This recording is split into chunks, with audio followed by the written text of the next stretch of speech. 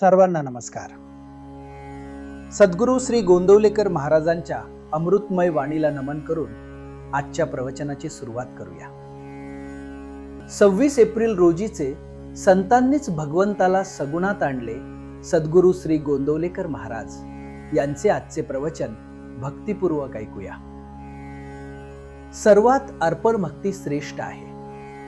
पूजा करताना मी तुझा दास आहे असे म्हणावे म्हणजे प्रेम येते. यात लाज वाटायचे काहीच कारण नाही. आधी भगवंताचे दास व्हावे आणि मग पूजा करावी. आम्ही इतर कित्येकांचे दास होतो आणि इतक्यांतून उरेल तेव्हा भगवंताचे दास होणार. मग पूजेत अर्पण भक्ती कशी येणार?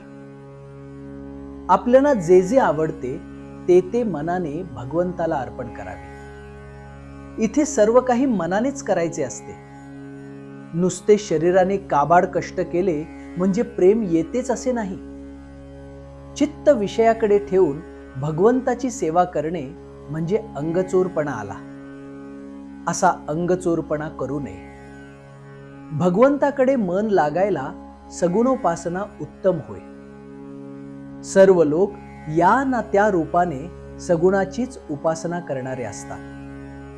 ठरलेली वेळ आणि ठरलेले साधन असावे म्हणजे त्यामध्ये प्रेम येते. आपण ज्याची उपासना करतो तो तरी सगुणामध्येच असतो ना, म्हणून त्याला सुद्धा मग ती सवय लागते. आपण ज्या मूर्तीची उपासना करतो त्या मूर्तीमध्ये तेज वाढत असते.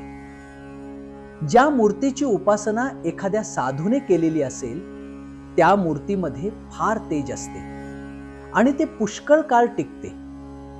शिवाय ते इतरांनाही उपयोगी पडते. जगाचे खरे स्वरूप कळण्यासाठी सगुण उपासनाच कारणीभूत आहे. सर्व भोग भोगून काळजी नसणे हे उपासनेचे खरे मर्म आहे. उपासनेचे तेज कसे झळकले पाहिजे? हे तेज फार विलक्षण असते. पैशाचे किंवा विद्वतेचे तेज तितके नसते. ज्याच्या मागे उपासनेचा जोर आहे तोच जगात खरे काम करतो. एक बाई डोळे झाकून बसली म्हणजे तिला एक देवी दिसे. त्या बाईशी देवी बोलत असे आणि प्रपंचातल्या वगैरे सर्व गोष्टी कशा कराव्यात हे सांगत असे.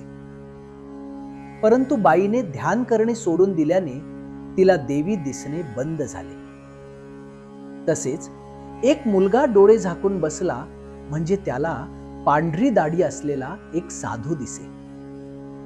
कसे वागावे, काय करावे वगैरे सर्व गोष्टी तो त्या मुलाला सांगत असे. परंतु मुलाने ध्यान करणे सोडून दिले आणि तो दाढीवाला दिसेनासा झाला.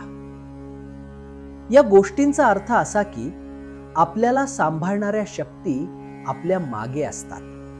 त्यांची उपासना आपण सोडू नये.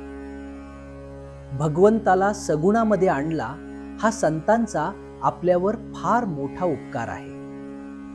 संतांनी आपल्याला सांगितले की ही दृश्य मूर्ती तुझी आहे. तुला हव्या असणाऱ्या सर्व वस्तू देणारा भगवंत तोच आहे. ही जाणीव आणि कल्पना आपल्या ठिकाणी वाढत गेली तर त्यामुळे भगवंत दाता आहे ही जाणीव उत्पन्न होईल. भगवंत दाता आहे, तो माझ्या मागे आहे, तो माझ्या सुखाचा आधार आहे, तो माझे कल्याण करणारा आहे. ही जाणीव झाली की जे मिळाले ते भगवंताच्या इच्छेनेच मिळाले ही भावना होऊन आहे त्या परिस्थितीमध्ये समाधान टिकेल. आजचे बोधवचन आनंदरूप परमात्मा मिळवण्यासाठी सगुणोपासना पाहिजे. श्रीराम. जय राम. जय जय राम.